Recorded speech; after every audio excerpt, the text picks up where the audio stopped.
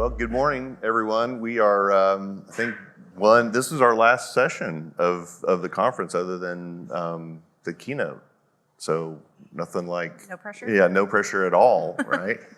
Allison, you and I have known each other since, my memory is 2009. Probably right. Yeah. You guys are a rural employer. You want to tell us a little bit about the audience, a little bit about Hutch's? Sure. Yeah, we are a family-owned business. We're in our third generation of family members. There's 8 of us involved, and we are in western Oklahoma and Kansas. And so we've got 21 locations. We have wholesale fuel delivery, so we have DOT drivers. And we are in small towns. Towns as small as 2,000 people. I think our largest community is about 25,000 people. And we're pretty spread out. So I think I brought a map of it because no one probably knows where Guyman, Oklahoma is, but it's a long drive from where we are. It's a long drive from anywhere. Yes, it is. Yeah.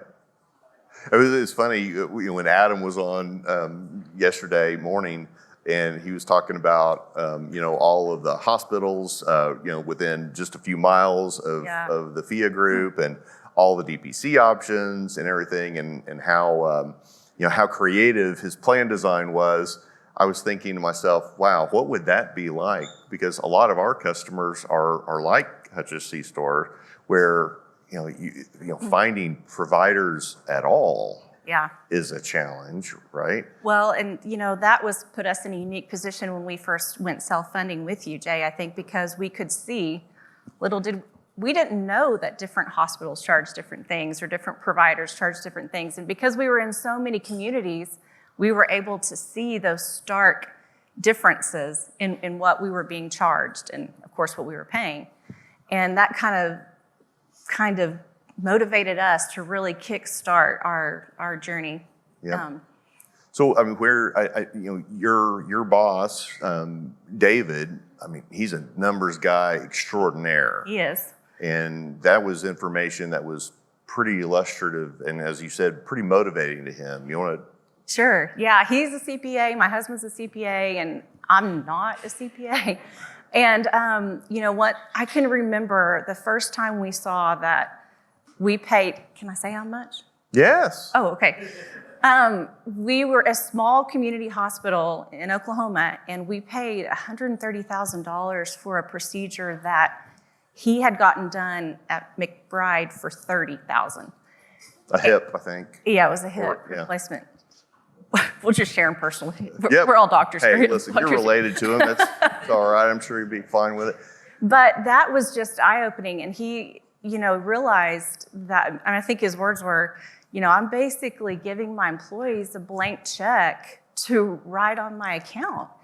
And, that was just something that just clicked for him. And of course, him being a numbers person, he kind of went all in on it.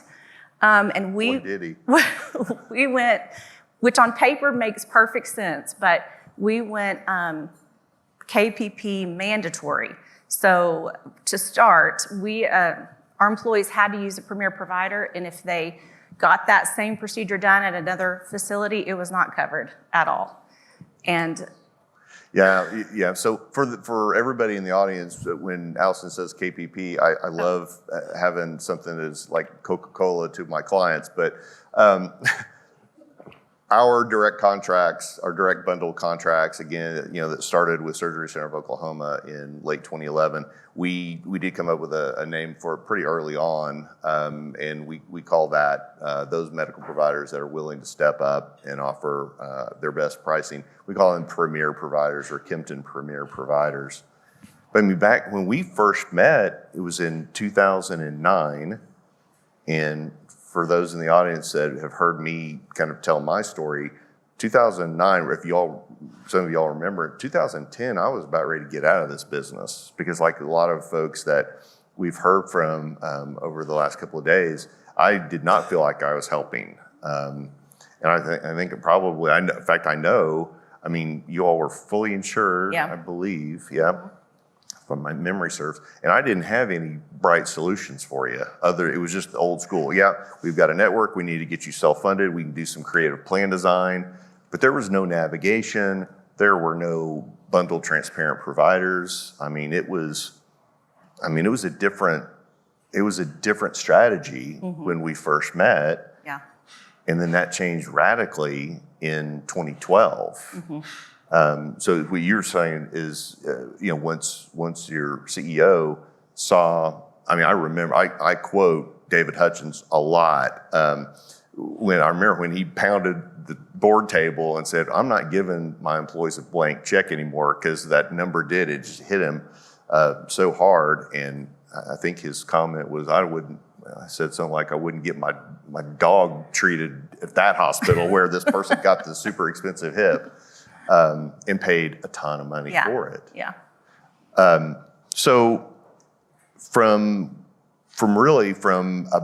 when you said that we went KPP mandatory, and so that's kind of the arc of y'all's story went from regular old PPO network to having access to some bundled cash providers at no patient out of pocket. Right. And then when you went mandatory, and that was simply if it could be done, if the medical procedure could be done at a free market provider, that was the only way it was going to be covered. Right. And so tell the audience a little bit what happened then. Adam Russo said yesterday you should never lead with the sticks. And so if I had known that, maybe if you'd invited him back sooner, I would have known that. But that was a mistake. But really, we just realized we hadn't educated our people enough as to why. And of course, their first thought is, I can't use my same doctor, I can't use my same hospital, our insurance is all of a sudden not very good. And of course, there was a lot of stigma, I think, with something being free, people thinking it's not as good.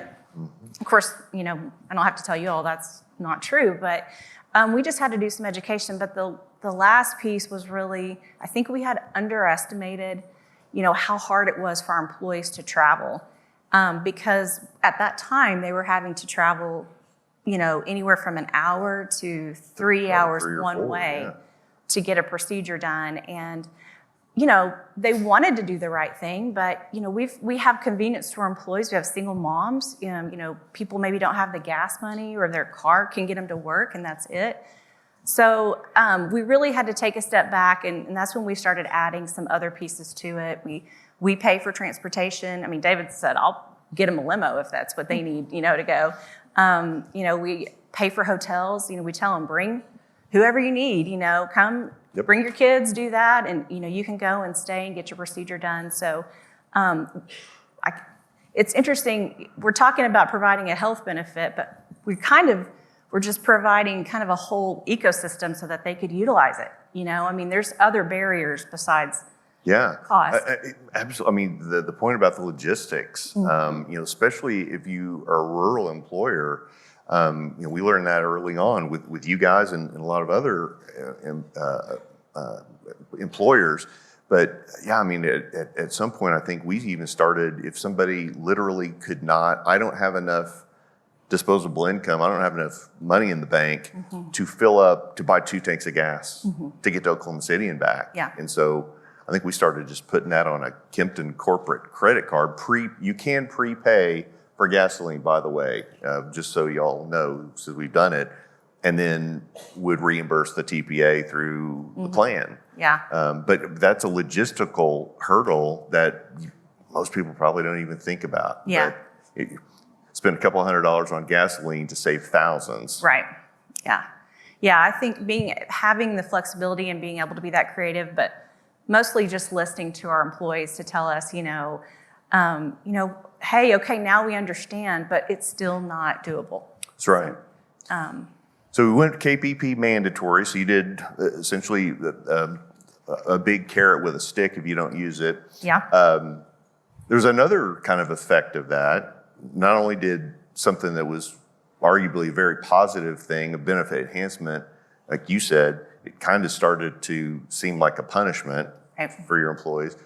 But another side effect that I don't think any of us really anticipated was if one of your participants went to, say, a rural hospital and had the procedure done, and it could have been done at a free market provider. Once that bill came in, we would just deny it because that was in the plan design. Right. And so you guys started taking a hit from the rural hospitals that you were a deadbeat employer and we were a deadbeat TPA. Well, and I forgot to mention that our president and myself were on our local hospital board.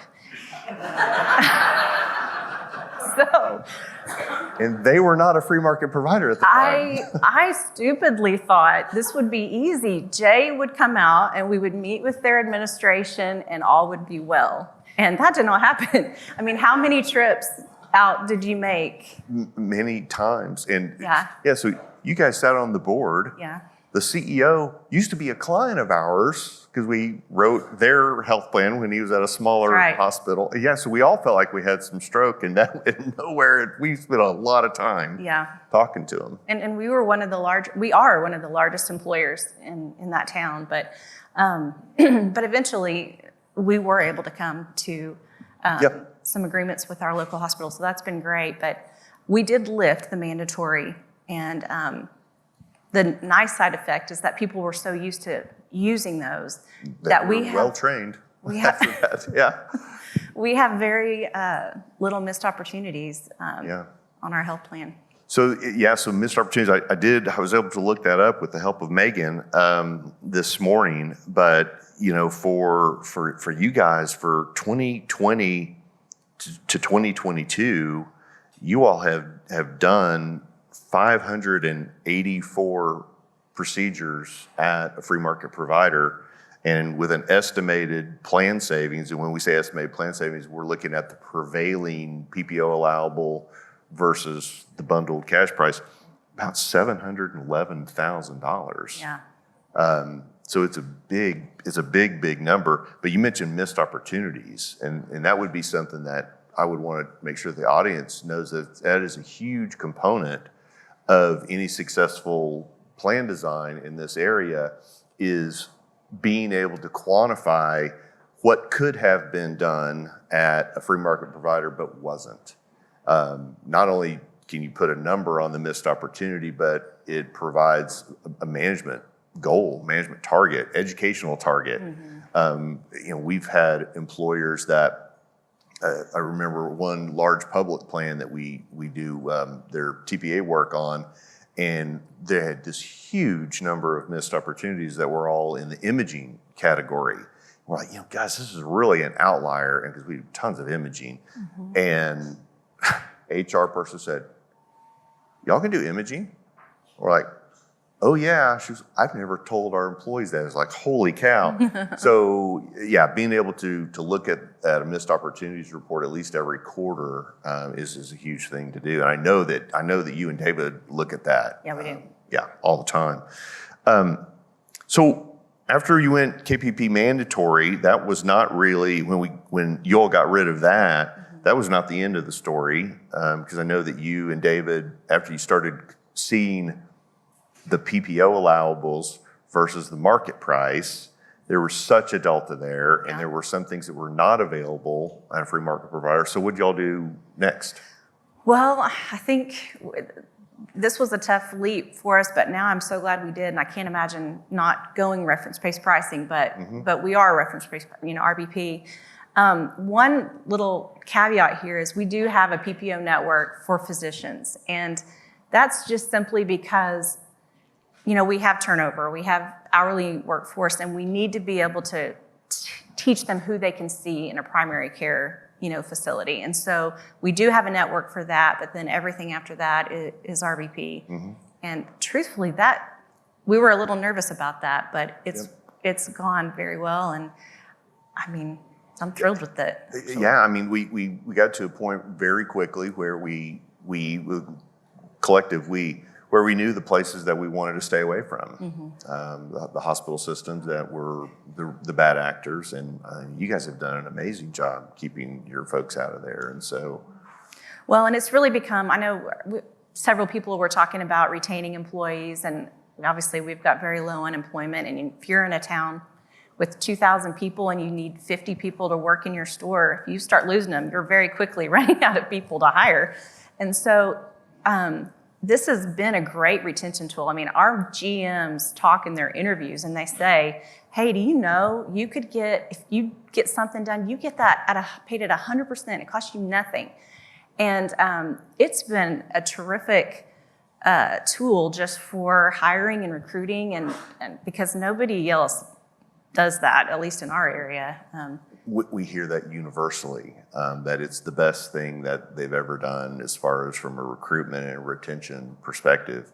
And I mean, that's more of a happy accident. I mean, it's about saving your plan and cost containment and things like that. But it's one of the only things, but before DPC became a thing, where you can actually enhance the benefit tremendously and lower costs. I mean, it was always, those two things were always mutually exclusive in the benefits world, right? If you were going to save the plan money, it was generally going to be on the backs of the employees and the families. So yeah, it's a win-win, as Matt would say. Yeah, because I mean, ultimately you're trying to keep claims down, but you don't want people to not seek treatment. Then you don't have productive, healthy employees. And so you need them to be able to get the care they need, and it needs to be able to be something you can afford. And, once our employees go through that process, I mean, of course, I know Keith's there, but Surgery Center, we utilize them so much. They rave about it. I mean, they're our best ambassadors for our plan. And we keep it really simple. They know, because education's tough and we're spread out and we can't have in-person meetings. That's just 24/7, shift work. It's tough. And so we keep the message simple. If you need an elective procedure, you call Kempton and they will direct you. I would love for you to unpack that a little bit, because Allison, I mean, you are one of those employers, and I know it's you, this is your job, but I mean, whether it's a simple message or not, you're in an environment where, like you said, it's a 24-hour shift work environment, tremendous turnover. And I think we were looking at your last missed opportunities report. I mean, it's like 32,000 in a year, which is very, very low when you look at that. I mean, what's your secret sauce? Oh, I don't know, trial and error. But, we really try to, of course, we have new hire training. It's all online, but we train our trainers. We give this information to our district managers, our GMs. That's kind of how our structure works. And so that they're able to help us spread the message in their stores. And, of course, we do it on our intranet site and on our app and all that kind of thing too. But I think keeping it simple is really the key. And then, you got to have a TPA that's on board with this, because then once, they get directed and they know they can have, a premier provider approved procedure, we've kind of worked with you all to come up with the script to where it's not just, oh yeah, this is free. It's like, no, this is free for you, but your employer, Hutch's, is paying $3,000 or whatever it is for this procedure for you. And so that kind of helps continue the education. Absolutely. And that is, you guys you've done it. Even for your employees that have turnover, maybe they're not there for a long time, but once you've been at Hutch's, you're a better medical consumer because of your medical plan. And we was talking to somebody about that the other night, that really should be all of our goals, is to, I hate it when I hear, maybe a competitor or somebody that's in the space and, it's just got to keep it simple. Go here and it's free. That's a gimmick, folks. That's not changing markets. That's not educating people. It's just seen as well, if I go here, it's obviously not the best care because my insurance wants me to do it. Mm-hmm. It's got to be about the why. It can't just be about the what. We are so, as a country, we're so illiterate when it comes to medical consumerism. So yeah, thank you for sharing that, because you're in a challenging environment. You mentioned a minute ago about Surgery Center of Oklahoma and how your employees rave about it. Mm-hmm. And we have a lot of great providers, but we don't have any of them that have mastered the art of the patient experience like Surgery Center of Oklahoma. And I was just talking to the folks in Bel Air that are new to this space, and we were talking about a couple of things. One of the things I didn't tell you is that customer experience. And I mean, Keith has told me for years, and I've been a patient there, is that everybody that walks through the door, we treat them like a VIP. And it's impressive for an employee or a patient that is used to being treated like cattle, unfortunately, when you're actually seen as not even a patient. I mean, I think surgery center, I'm looking at Steve, I can't see anybody else, but I can see Steve over there. I mean, you all view them as valuable customers. Like they just walked into a Lexus dealership. I mean, that's the way that they're treated and greeted and everything else. And that's when that patient comes back to the convenience store and tells everybody they know that they work with and their entire family. And that water cooler talk is, I mean, it's unpredictably powerful. Right, it is. That's 100% true. I mean, if your employees aren't on board with it, it doesn't matter what you tell them. I mean, so we've got to just get their buy-in, and then they trust us that this is the best use of the resources that we have, because they're finite. You know, we don't have unlimited funds for, you know, wages and benefits and everything. So yeah, that's great stuff.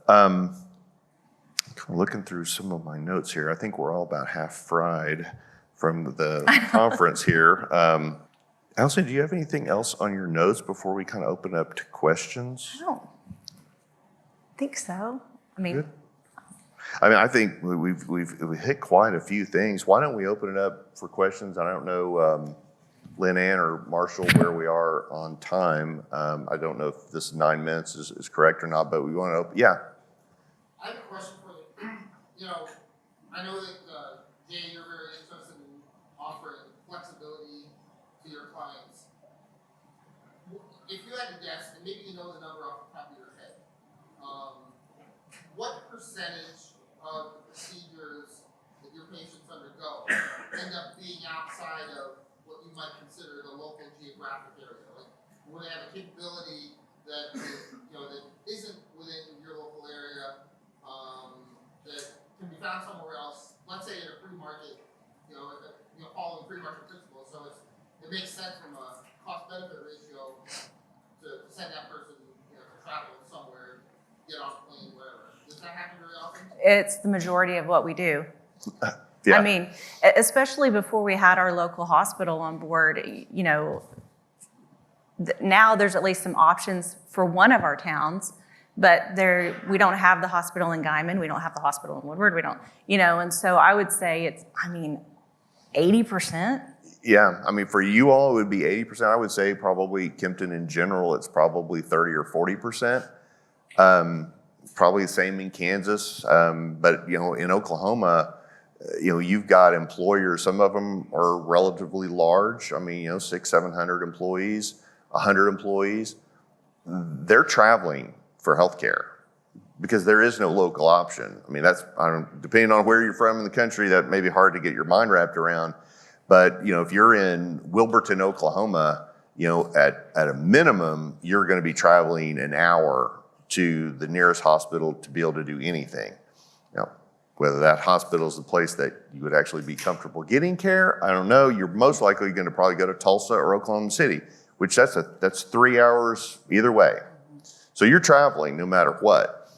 It's just that once you travel, where are you going to go? Where are you going to have that? And so being that the patient would be incurring travel expenses no matter what, if there is a destination that has free travel and lodging attached to it, it becomes another steerage tool. Yeah. Thank you so much for all of this. I was wondering, you guys talk a lot about how educating them on the why is important. And so I'm curious, one, for new employees that you guys hire, and also educating the patient. Do you guys have any resources, materials? How have you felt is the most effective way on getting that in? Because I feel like here we really get it, but out there, nobody gets it. Yeah. Dr. Thingadu is asking about educational materials to get over that educational hurdle on addressing the why. So we used to, before COVID, we did an in-person orientation that was needed to not happen anymore. Despite COVID, it was just a logistics nightmare. But we used to show my favorite video that explains it. And I can't even, there's a video, the Reason video that kind of. Oh yeah, the original. The original OG, one. Yes. And that was very eye-opening to our employees. I think it's just on YouTube. But we have come up with our own training material, our own videos that we use for new hires. We kind of have an online learning system that they go through. But this is something that I haven't tapped into. I know you all have really done a lot of training videos that I really haven't looked at yet. So that's kind of on my to-do list to maybe utilize some of those. You need to, because Okay. they're fantastic. But yeah, If you say so yourself. If you say so yourself. well, I'm not in it. I'm just kidding. And that's why they're good. They were professionally done. Yeah. Yeah, I mean, it'll be how the clients view it as to how effective it is, but we've gotten great reviews. But we've developed what we call the Kempton Academy. And it is a series of videos that could either be hosted on YouTube or on an employer's intranet. And there's 6 videos in the series. We're going to probably build on that. But I mean, one of them is self-funding 101, but for an employee. So why should they care? Isn't it just the insurance company? I mean, they've got to understand the environment in which their benefits are coming from. And it's shocking how many TPAs or consultants or carriers they just don't think that that's important. Oh, it's too complicated. Why does an employee need to know they're self-funded? They need to know they're self-funded because it's whether or not you're dealing with your own money or somebody else's. You always take care of things that you own better than the things that you rent. And so we talk about self-funding. We talk about the free market. We talk about premier providers. We talk about direct primary care. So we've created that. Something I don't know if you were asking about, but one of a big challenge for us at the Kempton Group, and we've been doing this, like I said, since 2011, is training our internal staff, because this environment is changing. It changes all the time as more providers. I mean, Artie, you're one of them, explaining what you do to our employees and our call center people. That's something that never stops at our organization. And if we could, you all probably see a lot of Kempton people around here and probably think, oh, well, that's so nice that they all volunteer for the FMMA. That's one reason, but there's a selfish motivation as well, is that I want to expose as many of my employees to what you all are experiencing, what we're experiencing, because they're going to go back and be able to explain and help train my other employees that are out working with my clients. And we do share not specific information, but we do share costs with our upper management team. We are, we'll say this procedure costs this here and this costs this here, and do that times 150 people, and here's, the savings of that. So I don't know if that helps you. They're on YouTube. Yeah, you can check them out. Yep. I think if some Kempton person can make sure I'm not lying, I think if you just Google Kempton Academy, you should find them. You have to have a special link, but you can absolutely reach out to us for it. Our contact information is down at the booth. Thank you, Kelsey. Yeah. I have a question about your network that you built. It sounds like network. I don't know if you call it that. No, we do not. No. But it's a group of providers that you have contracts with, and that sounds like it takes a lot of time to build. And so, can we get to some of the same benefits in an environment where nobody spent the last 15 years building that group of providers? Yeah, absolutely. So right now, if you go to kppfree.com, you can actually see all of our providers that we have contracted with. You can also see their pricing. As long as the provider is okay with it, we certainly won't expose their pricing if they want it to be confidential. But as you all probably know, if you've been at the FMMA for a while, we haven't talked about the pillars of the FMMA in a while, but one of the number one pillar is pricing is not a product. The care is the product. And so we thought early on that, essentially if we had access to some free market pricing, that we were going to give it away, demonetize it, if you will. But I will tell you that we are in the process of kind of blending what we call KPP free with the Coral Marketplace. Again, we've been using Coral. We were actually a development partner with Coral.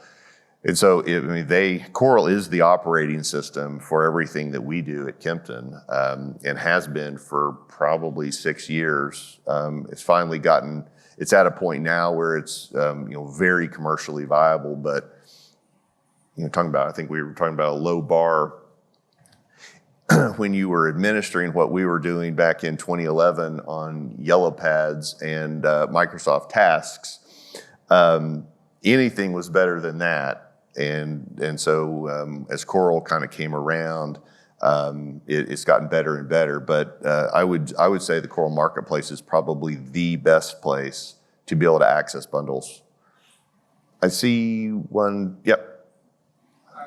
In addressing the issue about, you mentioned the surgery that was $150,000 one place and it was $30,000 someplace else. When you're educating your people and when you're educating your employees, how do you address the fact that it's counterintuitive? If I spend $156,000 on a car, I expect to get a wicked car. If I spend $30,000, I expect to get a lesser car. And according to one of your previous speakers, Dr. McCary, he says your outcome is actually inversely rated to how much you spend. How do you get that counterintuitive thought over to your people? You have to concentrate on the why. You all know that here at the FMMA, we're certainly talking about free market healthcare and innovative plan design and innovative medical providers and all sorts of disease management and all that. But if you all also know, we also have generally an economics track where we have a keynote that is an economist. That's part of the why. This is why this works. And so, generally speaking, when you see that healthcare pricing and quality is inverted, what you generally see in a city or in a metropolitan area is indicative of a lack of competition and lack of a functioning market. In Allison's scenario, that was simply that the high price facility was one that I don't think we even realized that they did hip surgeries there. Probably the first one they had done in 5 years. And so just because of that, I'm sure they had to charge through the nose for it. And that explanation is something that our people understand. It's like if you only do it once every so often, it's pretty expensive. But if you go to an expert, they do it every day, they can do it. They're more efficient, they're better outcomes. So that argument works a lot with our people. They seem to really understand that. It looks like we're out of time, so thank y'all. Thanks.